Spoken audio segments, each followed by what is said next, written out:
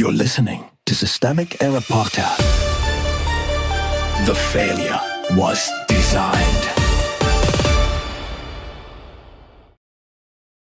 What Trump gets blatantly wrong about U.S. Defense ex-Army commander, based on an article by Alex Henderson.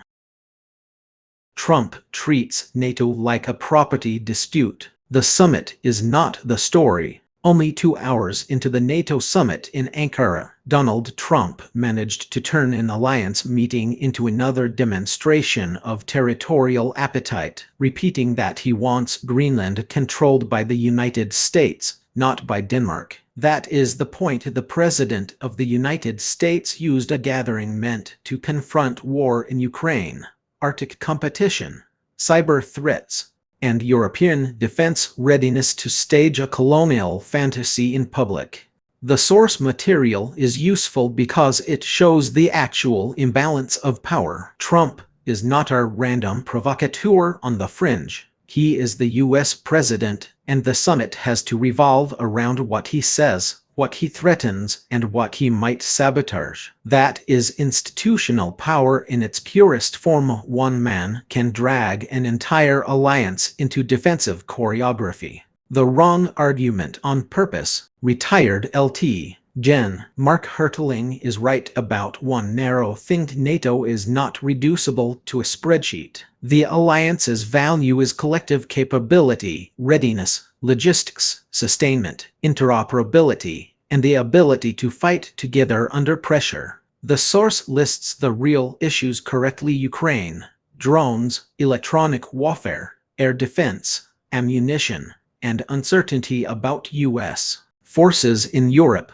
But Trump's fixation on defense spending percentages is not just a bad metric. It is a political weapon. He uses accounting language to replace strategic judgment, then pretends the resulting distortion is a neutral disagreement about burden sharing. It is not. It is an effort to convert alliance politics into a transactional hostage note: pay more, flatter harder, or watch the U.S. president turn NATO into a grievance machine. That is why the spending debate becomes a canard. The issue is not whether allies should invest more. The issue is that Trump treats military alliances as if they were invoices, then uses that reduction to excuse his contempt for the alliance itself. Who actually enables the damage? The source says European leaders are focused on how they will manage Trump. That phrasing matters because it reveals the degraded condition of the summit. The alliance's agenda is no longer being set by shared strategic priorities alone. It is being bent around one man's animosity and one man's demands. That is not European weakness in some abstract sense. It is the consequence of allowing U.S. political dysfunction to become an organizing principle for transatlantic security. When an alliance spends its energy figuring out how to contain the behavior of the member holding the largest military and political leverage, the structure is already compromised. Everyone knows it. The summit itself is proof. The article's framing stays a little too polite about this. Misunderstanding is too soft for a president who keeps forcing the same ugly message into the room. A leader who insists on Greenland, who sneers at the alliance, and who reduces strategy to spending ratios is not merely confused. He is telegraphing contempt and using it as leverage. What the source makes clear: Hertling's description of NATO real work cuts through the noise. Russia's war against Ukraine is reshaping assumptions about industrial capacity and combat endurance. The Arctic is becoming more contested. Critical infrastructure is vulnerable. Disinformation campaigns are routine. China's influence is expanding. American force posture in Europe is not guaranteed. That is the actual strategic picture. Trump's contribution is to make the alliance perform around his impulses instead of those realities. The consequence is not just bad optics. It is an erosion of seriousness. When the most powerful member treats the alliance as a stage for personal bargaining, Every other member is pushed into reactive politics.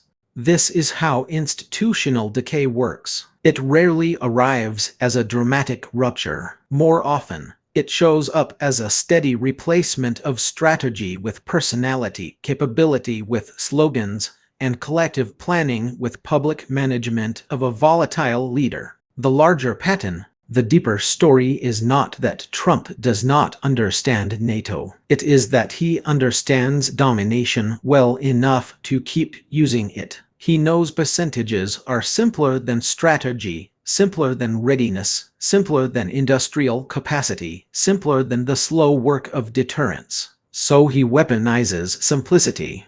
He makes the alliance defend itself on his terms, in his language, against problems he helped intensify. That is the pattern. Authoritarian politics does not have to dismantle an institution outright to weaken it. It can hollow the institution by forcing everyone inside it to orient themselves around one person's vanity, tantrums, and appetite for symbolic conquest. NATO is being made to spend time managing the American president instead of solving the problems the summit was supposed to address. The democratic response to that reality is not to pretend the alliance is suffering from a communications problem. It is to name the source of the distortion, plainly U.S. presidential power being used to subordinate an alliance to ego, grievance, and territorial fantasy. You've been listening to Systemic Error. Thanks to AltaNet for today's article. With it automated voice of Bryce, thanks for listening.